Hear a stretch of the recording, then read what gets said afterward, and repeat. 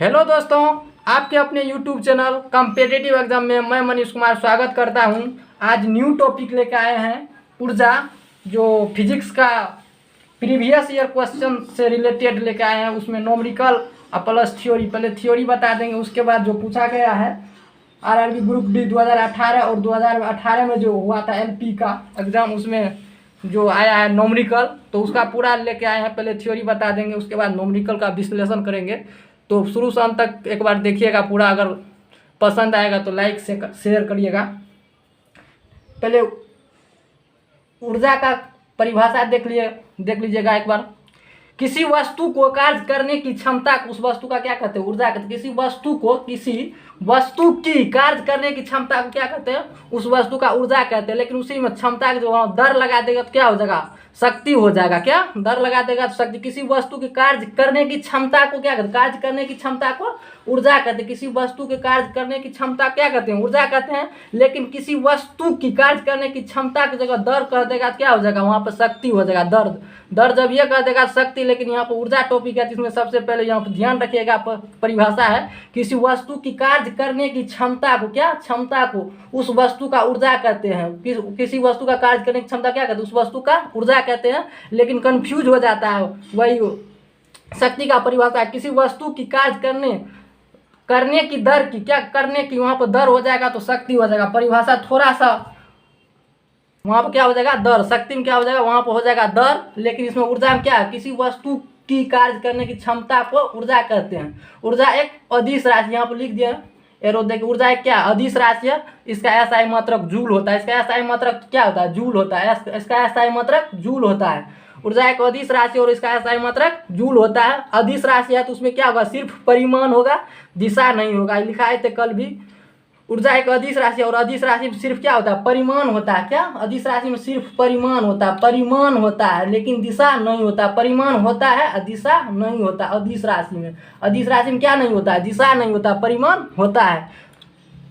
Arrow देखा point में लिखे हैं, कार्य द्वारा प्राप्त ऊर्जा यांत्रिक ऊर्जा कहलाती है। जो कार्य करते हैं, ऊर्जा किससे प्राप्त होता है? जब कार्य हम लोग करते हैं, कोनो वस्तु का कोई चीज सामान उठाते हैं या इधर उधर करते हैं तो कार्य हुआ। कार्य अगर करते हैं तो उससे प्राप्त होता है क्या? यांत्रिक ऊर्जा। यांत्रिक ऊर्जा भी दो प्रकार का यहाँ पर लिख दिए हैं।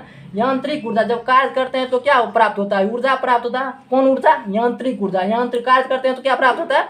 यांत्रिक ऊर्जा। और यांत्रिक ऊर्जा भी दो प्रकार का होता है। यांत्रिक ऊर्जा क्या प्रकार का? दो प्रकार का। लिख दिया वस्तु, यहाँ पर लिख दिया एक तो पॉइंट में, वस्तु में जिस कारण से कार्य करने की क्षमता आती है उसे ऊर्जा कहते हैं। एक तो पॉइंट, वस्तु में अगर कोनो कार्य करेंगे, कार्य करने से जो क्षमता आएगी उसको क्या कहते हैं? ऊर्जा कहते हैं। कार्य करेंगे कब? जब हमारे पास कोई क्षमता रहेगा तभी ना कार्य होगा। तो वही लिखे हैं, वस्तु में जिस कारण से कार्य करने की क्षमता, क्या? कार्य करने की क्षमता आती है उसे ऊर्जा कहते हैं। क्या कहते हैं? ऊर्जा कहते हैं। वस्तु में जिस कारण कार्य करने की क्षमता आती है उसे क्या कहते हैं? ऊर्जा कहते हैं। ऊर्जा भी दो प्रकार, यांत्रिक ऊर्जा दो प्रकार। क्या? यांत्रिक ऊर्जा दो प्रकार का होता है। यांत्रिक ऊर्जा क्या प्रकार का? दो प्रकार का। यहाँ पर लिख दे एक में गतिज ऊर्जा, जिसको इंग्लिश में कहते हैं कैनेटिक एनर्जी, गतिज ऊर्जा। दूसरा है स्थितिज ऊर्जा, पोटेंशियल एनर्जी। क्या?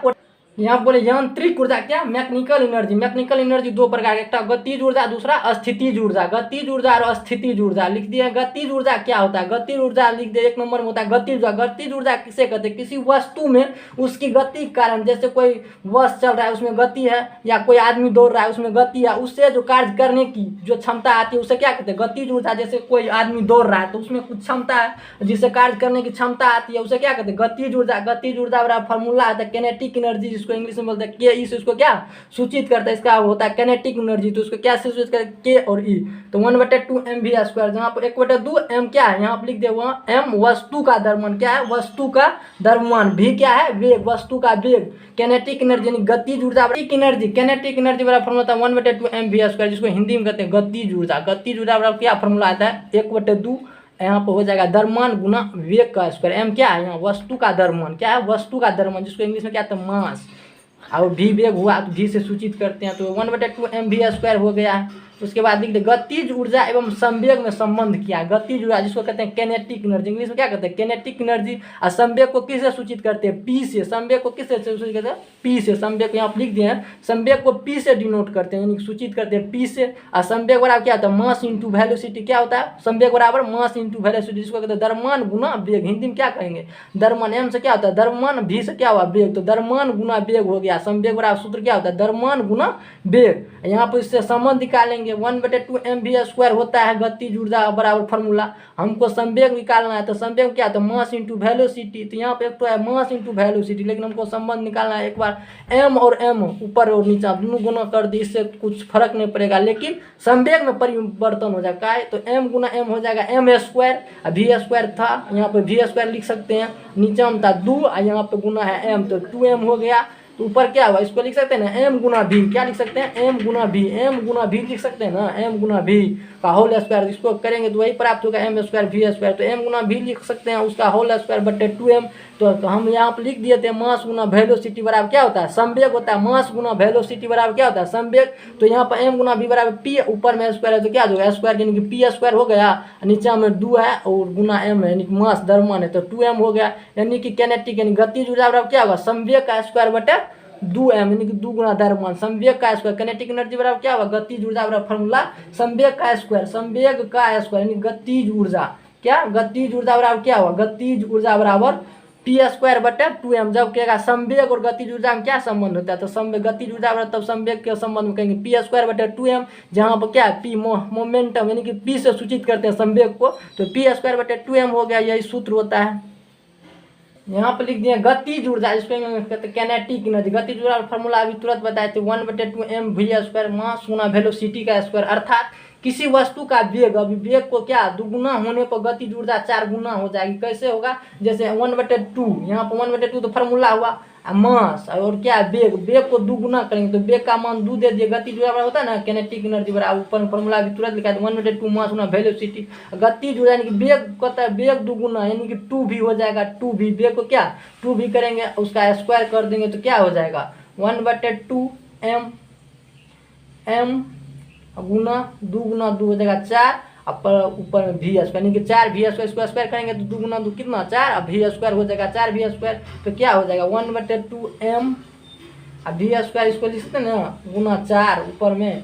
तो देखिए इससे तुलना कर दीजिए 1/2 mv² क्या होता है गतिज ऊर्जा का फॉर्मूला यहाँ पर के ई डैश मान लीजिए नया, अगर वेग दुगुना करेंगे तो नया गतिज ऊर्जा क्या होगा, तो इससे तुलना करेंगे तो 4 हो गया कैनेटिक के ई डैश यानी कैनेटिक एनर्जी जो नया निकल रहा जब दुगुना वेग करेंगे तो इससे तुलना करेंगे। यहाँ पर 1/2 mv² बराबर क्या था कैनेटिक एनर्जी यानी कि के ई कैनेटिक एनर्जी कितना गुना हो गया, नया वाला कैनेटिक एनर्जी कितना गुना हो गया 4 गुना हो गया, कितना 4 गुना। जब वेग को दुगुना करेंगे तो स्क्वायर के रूप में है तो उससे 4 गुना, जैसे 3 गुना करेंगे तो कितना हो जाएगा 3 का स्क्वायर 9 गुना। अगर रूट दुगुना करेंगे तो रूट का स्क्वायर तो स्क्वायर कट जाएगा तो कितना हो जाएगा 2 गुना। समझे, वही हुआ मतलब संबंध। 1 नंबर में क्वेश्चन है जब किसी वस्तु का द्रव्यमान 3 गुना हो, क्या द्रव्यमान क्या है 3 गुना, मास क्या कर दिए 3 गुना, m1 मान लेते 3 गुना, यहाँ पर 3m कर दिए m1 बराबर 3m, मास को क्या कर दिए 3 गुना m1 मान लिए m1, जब 3 से गुना करेंगे तो 3m। ठीक, कहता है वेग को दुगुना v1 मान लेते हैं v1 हुआ, वेग को 2v यानी कि वेग को क्या गुना दुगुना कर दिए 2 से गुना। ठीक, दुगुना तो वस्तु का गतिज ऊर्जा बराबर फार्मूला क्या होता है कैनेटिक एनर्जी बराबर फार्मूला क्या होता है 1/2 मास गुना वेलोसिटी स्क्वायर यानी कि द्रव्यमान गुना वेग का स्क्वायर, 1/2 गुना द्रव्यमान गुना वेग का स्क्वायर सूत्र होता है। तो यहाँ पर पुट कर देंगे, जब मान लीजिए समीकरण इसको 1 क्या इक्वेशन 1 मान लेते हैं के ई डैश बराबर क्या होगा, देखिए के ई डैश जब कब मास को 3 गुना किया, यहाँ पर लिखा द्रव्यमान को 3 गुना करने पर तो m की जगह क्या 3m यानी कि m1 मान लिए हैं तो इसको क्या m1 इसको कर सकते हैं ना, जब इसको करते हैं v1 का स्क्वायर, जब कि m को जब 3 गुना करेंगे तो m1 का मान 3m हो जाएगा, यहाँ पर 3 गुना m और v1 का मान क्या हो जाएगा 2v, तो 2v हो गया, यहाँ पे स्क्वायर इसका कर देंगे तो क्या हो जाएगा 1/2 और 3m था, यहाँ पर 2 गुना 2 4 और v² हो जाएगा। इससे तुलना कीजिए, यहाँ पर हो गया 1/2 ऊपर में गुना कर देंगे तो 4 गुना 3 कितना 12, और यहाँ पर लिख सकते हैं ना 12 गुना 1/2 m वी स्क्वायर लिख सकते हैं ना, इसको इधर कर दिए 4 × 3 तो 12 हो गया, 4 × 3 12, इसको नहीं काट ऊपर नीचे, 4 × 3 का तुलना करना पड़ता है ना, तो 4 × 3 हो गया 12, 1/2 m × वी स्क्वायर, इससे तुलना करेंगे। 1/2 m वी स्क्वायर क्या फॉर्मूला था केनेटिक एनर्जी का, तो यहाँ पर 12 इंटू यहाँ पर रख सकते हैं ना इक्वेशन एक में, केनेटिक एनर्जी 1/2 m वी स्क्वायर, यही हुआ, तो यहाँ पर लिख सकते हैं केनेटिक एनर्जी 12 इंटू के ई, यानी कि केनेटिक एनर्जी हुआ कि नहीं हुआ, केनेटिक एनर्जी, यहाँ पर के ई डैश, तो कितना होगा नया केनेटिक एनर्जी जिसको के ई डैश माने, ये कितना होगा पुराना का 12 गुना होगा, कितना हो गया 12 गुना, सूत्र पर बैठा देंगे, यही इसका आंसर हुआ, कितना 12 गुना हो जाएगा, कितना 12 गुना। जब द्रव्यमान को 3 गुना करेंगे और वेग को 2 गुना करेंगे तो फार्मूला बैठा देंगे, मान लीजिए m1 3 गुना करने पर 3m हुआ, v1 हो जाएगा 2v हो जाएगा, केनेटिक एनर्जी बराबर फार्मूला हम बताए थे 1/2 m वी स्क्वायर होता है क्या 1/2 m वी स्क्वायर, तो केनेटिक एनर्जी नया वाला जो केनेटिक एनर्जी गतिज ऊर्जा होगा तो उसका फार्मूला हो जाएगा 1/2 m1 गुना v1 का स्क्वायर, इसको काय तो हम मान लिए, तो m1 का जगह क्या 3m रख देंगे और 2v रख देंगे, वेग 2 गुना करने पर 2v हो जाएगा, इसको स्क्वायर करेंगे तो 2 × 2 4 और v स्क्वायर 4v स्क्वायर 4 × 3 कितना हो जाएगा 12, इससे तुलना करना, नहीं तो काट सकते हैं हम भी, लेकिन तुलना तब नहीं होगा, गलत हो जाएगा, इसलिए तुलना करने के लिए नहीं काटेंगे। 1/2 m वी स्क्वायर, ठीक 1/2 m वी स्क्वायर क्या होता है, देखिए यहाँ पर केनेटिक एनर्जी, तो नया केनेटिक एनर्जी कितना हो जाएगा पुराना केनेटिक एनर्जी का 12 गुना के बराबर, क्या नया केनेटिक एनर्जी यानी कि न्यू वाला केनेटिक एनर्जी गतिज ऊर्जा, पुराना वाला गतिज ऊर्जा कितना गुना 12 गुना के बराबर हो जाएगा, यही आंसर हुआ। यहाँ पर लेकर आए RVLP टेक्नीशियन 2018 में जो पूछा गया प्रश्न था इसी से रिलेटेड, यानी गतिज ऊर्जा से रिलेटेड, वही अभी हम लेकर आए हैं, तो देखिएगा एक बार लिखा है यदि किसी वस्तु का वेग √2 गुना हो, यदि किसी वस्तु का वेग √2 गुना हो तो उसका गतिज ऊर्जा क्या हो जाएगा, रूट का स्क्वायर, वैसे ये गतिज ऊर्जा फॉर्मूला क्या बताए थे, गतिज ऊर्जा बराबर क्या होता है 1/2 मास इंटू वेलोसिटी के स्क्वायर, यानी कि द्रव्यमान गुना वेग का स्क्वायर, तो 1/2 जब क्या क्या वेग को क्या है √2 गुना, तो मास को कुछ नहीं करेंगे, वेग को क्या है तो यहाँ पर √2 गुना क्या है, तो √2 का स्क्वायर करेंगे तो √2 हट जाएगा, 1/2 m, यहाँ पर √2 का मतलब क्या है 1/2, पावर में पावर गुना होता है तो कट जाएगा, तो क्या हो जाएगा 1/2 m, अब गुना में बच गया 2, तो कितना गुना हुआ 2 गुना 1/2 हुआ m, अब वेलोसिटी था वेग, तो यहाँ पर v लिखना छूट गया, इसीलिए v यहाँ पर भी v हो जाएगा √2 इंटू वी स्क्वायर हो जाएगा, यहाँ पर v तो बगल में, ठीक वी स्क्वायर हो जाएगा, तो m वी स्क्वायर हो गया, तो इससे तुलना कराना है 1/2 m वी स्क्वायर किसका फॉर्मूला आता है, तो 2 गुना 1/2 m वी स्क्वायर पूरा फॉर्मूला क्या गतिज ऊर्जा हो जाता है, यहाँ तो केनेटिक एनर्जी लिख देंगे, यानी कि न्यू वाला केनेटिक एनर्जी कितना होगा के ई डैश जो होगा नया गतिज ऊर्जा, जब √2 गुना करेंगे तो क्या हो जाएगा 2 गुना के बराबर हो जाएगा, √2 गुना करेंगे तो उसका 2 गुना के बराबर हो जाएगा, पुराना वाला गतिज ऊर्जा का 2 गुना के बराबर हो जाएगा नया गतिज ऊर्जा, कैसे हुआ फॉर्मूला बेटा 1/2 द्रव्यमान, अब द्रव्यमान को नहीं बोला है तो सीधा m मान लिए, उसके बाद √2 गुना करेंगे तो यहाँ पर v लिखेंगे ना, तो √2 इंटू v हो जाएगा, पूरा होल स्क्वायर कर देंगे तो 1/2 m हो जाएगा, यहाँ पर 2, उसके बाद √2 का मतलब क्या 2/1/2, यहाँ पर कट जाएगा, यहाँ पर स्क्वायर हो जाएगा, पूरा दोनों पर हो जाएगा, यहाँ पर स्क्वायर हो जाएगा, ठीक, तो यहाँ पर 1/2, यहाँ पर m, यहाँ वी स्क्वायर इधर कर लिए, तो 2 गुना 1/2 m वी स्क्वायर, यही नया किनेटिक एनर्जी कितना हो जाएगा 2 गुना पुराना गतिज ऊर्जा का, यही आंसर हुआ। जब किसी वस्तु का वेग 1/2 गुना, यहाँ पर दे दिया जब किसी वस्तु का वेग 1/2 गुना, मान लीजिए ना v1 कितना v1 1/2 इंटू v हो जाएगा, 1/2 गुना वेग का क्या है तो लिख दिए v1 क्या 1/2 इंटू v गुना किया जाए तो उसका गतिज ऊर्जा क्या आ जाएगा, मान लीजिए पहले गतिज ऊर्जा क्या kinetic energy 1/2 m V square होगा, m V square formula equation 1 क्या, नया वाला गतिज ऊर्जा केनेटिक के ई डैश मान लेते हैं, 1/2 m नहीं बोला है तो m मानते हैं, क्या ये कहता है 1/2 यानी कि v1 कितना हो जाएगा 1, यहाँ पर नया गतिज ऊर्जा v1 का स्क्वायर होना चाहिए, यहाँ होगा ना v1 का स्क्वायर, तो 1/2 इंटू m गुना v1 का स्क्वायर क्या v1 बराबर 1/2 यहाँ पर दे दिया इंटू v, इसका स्क्वायर कर देंगे तो कितना हो जाएगा 1/2 होगा मास है, उसके बाद 1/2 का स्क्वायर 1/4, यहाँ पर हो जाएगा v स्क्वायर, इसको इधर कर लेते हैं 1/4 गुना 1/2 m वी स्क्वायर, इसीलिए कर लिए हैं जिसको तुलना करना पड़ता है ना, इसीलिए 1/2 इधर कर ले m वी स्क्वायर,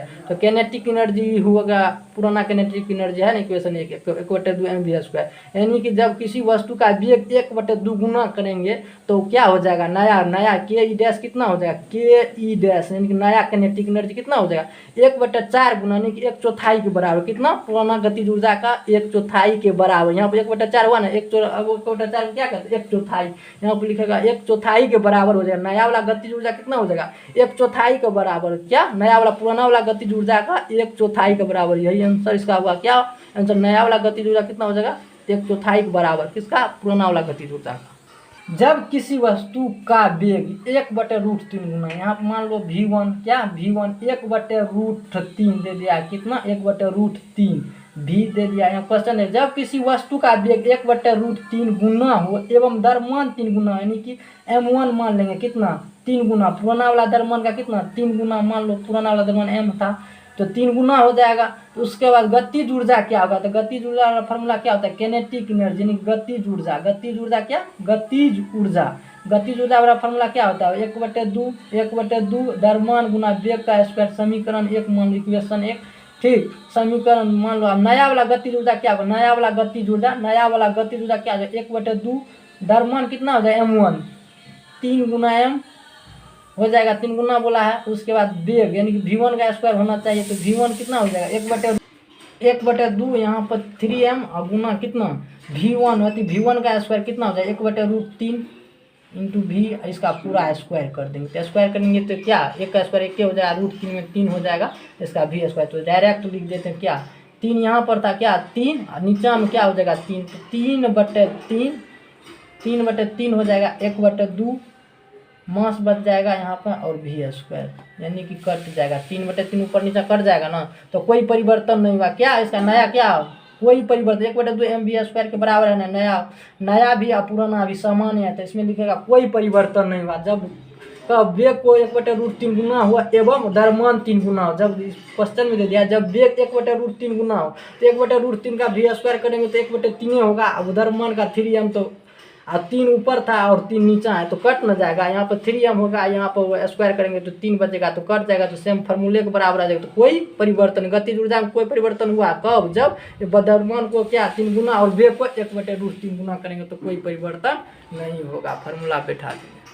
एक वस्तु का संवेग यहाँ दिया, यदि एक वस्तु का संवेग 3 गुना कर दिया जाए तो इसकी गतिज ऊर्जा, तो बताए थे संबंध गतिज ऊर्जा यानी कैनेटिक एनर्जी वाला फार्मूला और संवेग में p²/2m होता है ना, p², जहाँ पर क्या है संवेग, p क्या है संवेग, ये हुआ द्रव्यमान। यहाँ कहता है किसी वस्तु का संवेग 3 गुना कर दिया, मान लीजिए 3 गुना कर देंगे, संवेग को 3 गुना करेंगे तो क्या हो जाएगा, मान लीजिए संवेग p1 था, इसको संवेग को 3 गुना तो 3p हो जाएगा, और 3p लिख दे देंगे यहाँ पे 3p का होल स्क्वायर, यानी कि नया गतिज ऊर्जा क्या होगा ke बराबर क्या हो जाएगा 3p का होल स्क्वायर। इसमें द्रव्यमान में तो कोई कुछ नहीं बोला है तो नहीं परिवर्तन हुआ, तो 2am रखते हैं तो क्या हो जाएगा 9 p²/2m, 9 p²/2m जो है, फिर p²/2m तो क्या गतिज ऊर्जा पुराना वाला यही इक्वेशन, इसको 1 मान लेंगे तो क्या हो जाएगा 9 गुना के बराबर हो जाएगा ना। यहाँ पे p² है तो स्क्वायर इसका यानी कि 3 गुना क्या है संवेग, तो कितना हो जाएगा 9 गुना के बराबर। अब ऑप्शन में खोज 9 गुना किस में है, मूल मान का 9 गुना, देखिए सी नंबर में, तो यही ना आंसर सही। क्या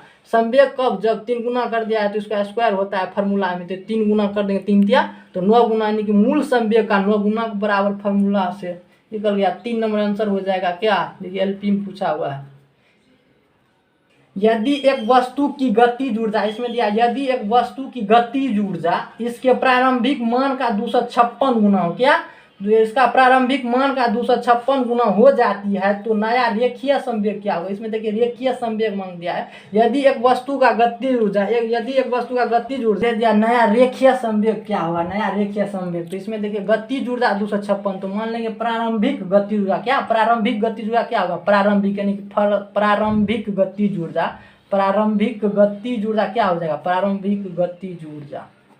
तो गतिज ऊर्जा यानी कि 1/2 मास यानी कि द्रव्यमान गुना v का स्क्वायर, मान लेते हैं इक्वेशन 1।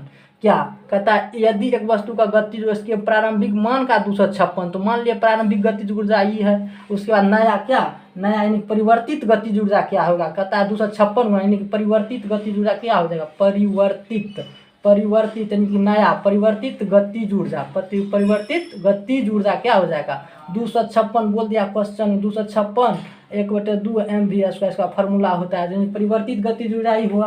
परिवर्तित गतिज ऊर्जा 256 गुना 1/2 mv² हो गया। परिवर्तित गतिज ऊर्जा कब होगा? जब मान लीजिए द्रव्यमान तो कांस्टेंट, हमेशा द्रव्यमान क्या होता है? कांस्टेंट होता है। तो बदला कौन? जो 256 गुना जो हुआ तो क्या बदला? इसमें वेग बदला होगा तभी ना 256, यानी कि द्रव्यमान तो हमेशा कांस्टेंट रहता है। यहाँ पर कहता है परिवर्तित गतिज ऊर्जा 256, यानी कि नया गतिज ऊर्जा कितना? पुराना गतिज ऊर्जा 256 है ना, तो क्या बदला होगा? तो द्रव्यमान तो बदल नहीं सकता है, तो बदला क्या? वेग। वेग बदलेगा कभी स्क्वायर में बदलेगा। यहाँ पर गतिज ऊर्जा फॉर्मूला होता है 1/2 mv², तो वेग किस में बदला होगा? स्क्वायर में। तो मान लेते हैं v1 वेग बदला होगा, मान लेते हैं, माना कि परिवर्तित वेग, माना कि परिवर्तित वेग v1 है, माना कि परिवर्तित वेग, क्या? परिवर्तित वेग कितना? v1 मान लेते हैं, माना कि परिवर्तित वेग v1 है, क्या? माना कि परिवर्तित वेग v1 है। इसमें वेग बदला होगा, क्या? वेग है ना, द्रव्यमान बदल नहीं सकता। द्रव्यमान किसी वस्तु का कांस्टेंट रहता है हमेशा, कहीं पर जाइए, चाहे चांद पर जाइए या फिर पृथ्वी का अंदर कहीं जाएंगे तो क्या?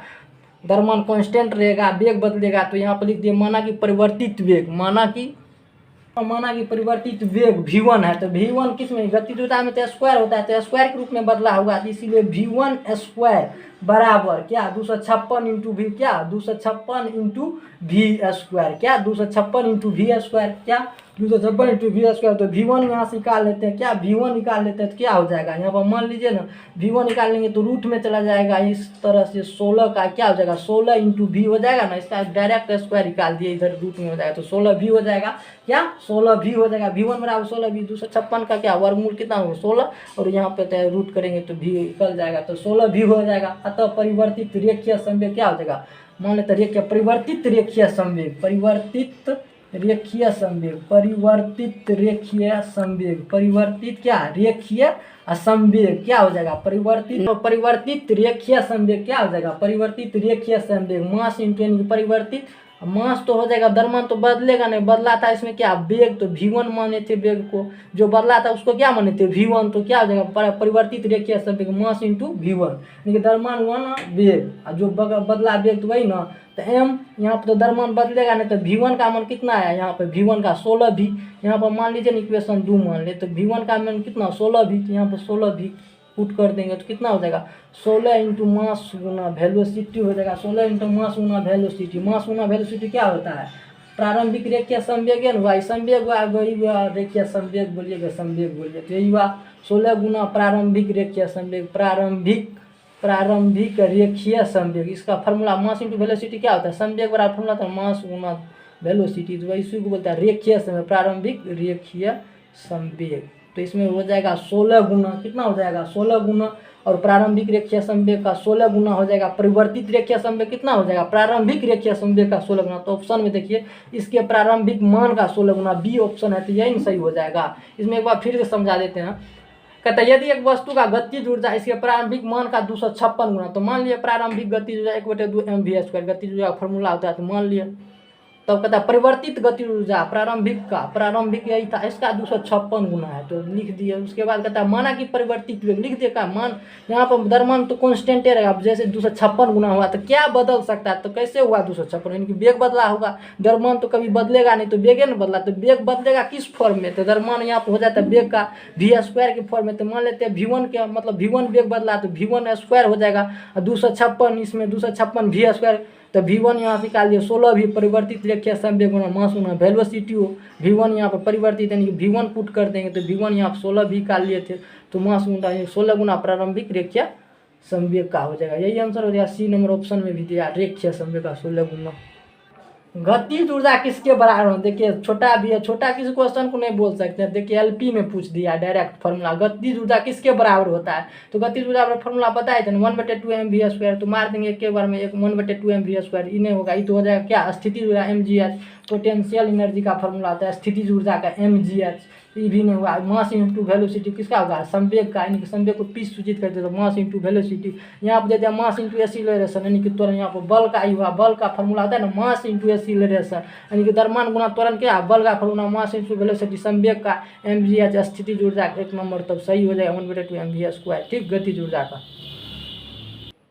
क्वेश्चन में द्रव्यमान m वाली एक वस्तु की गति v, तो m दे दिया द्रव्यमान, यानी कि द्रव्यमान क्या दिया? m द्रव्यमान m दे दिया, वेग क्या दिया v, वेग क्या दिया v, तो गतिज ऊर्जा क्या हो जाएगा, कहता है 7 स्थानांतरित होता है और इसमें गतिज ऊर्जा k, तो मान लिया गतिज ऊर्जा k है तो k बराबर क्या आ जाएगा 1/2 द्रव्यमान गुना वेग का स्क्वायर इक्वेशन, इसको फर्स्ट मान लेते हैं क्या, गतिज ऊर्जा k दे दिया है। तब कहते हैं बाद में कहते हैं यदि इसका वेग दुगुना कर दिया, फिर कहता है यदि इसका वेग यानी कि मान लीजिए ना वेग v1 अगर वेग हुआ तो दुगुना कर दिया 2v हो गया, 2v वेग दुगुना कर दिया, उसके बाद कहता है तो गतिज ऊर्जा क्या हो जाएगा, मान लीजिए ना गतिज ऊर्जा के ई डैश हो गया, नया गतिज ऊर्जा क्या के ई डैश, तो 1/2 द्रव्यमान गुना तो वेग का स्क्वायर, तो v1 का स्क्वायर क्या हो जाएगा 2v, और 2v का v1 का मान दे देंगे तो 2v का स्क्वायर हो जाएगा 1/2, 2 गुना 2 कितना हो जाए 4v², इधर लिख सकते हैं ना 4 1/2 गुना v², तो m गुना v², तो ये हो जाएगा 4 गुना यहाँ पर कैनेटिक यानी कि नया वाला कैनेटिक एनर्जी हो जाएगा पुराना का कितना 4 गुना के बराबर,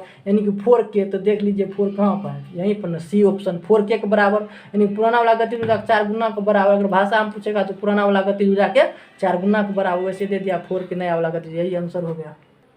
5 किलोग्राम की एक वस्तु को 2 मीटर की ऊंचाई तक उठाया जाता है, तो इस प्रक्रिया में कितना कार्य हुआ, देखिए इस चैप्टर में तो ऊर्जा वाला चैप्टर में दे दिया कार्य, तो कार्य बराबर क्या लिखा है, तो जब हाइट रहेगा तो कार्य बराबर क्या जो वर्क बराबर mgh, तो मान पुट कर देंगे, m का मान दे दिया 5 किलोग्राम, उसके बाद g का मान यहाँ पर दे दिया 9.8, उसके बाद क्या है h, यहाँ पर मीटर में दिया 2 मीटर, तो यहाँ पर दर्फ इसको पॉइंट हटाएंगे तो 10, तो 2 से काट देंगे 5 दूना 10, यहाँ पर 2 कर गया, बच गया कितना 98, और कार्य का मतलब क्या होता है, तो जूल 98 जूल जिस ऑप्शन में वही आंसर हो गया, डी ऑप्शन में, तो डी आंसर हो जाएगा 98 जूल वर्क का मान।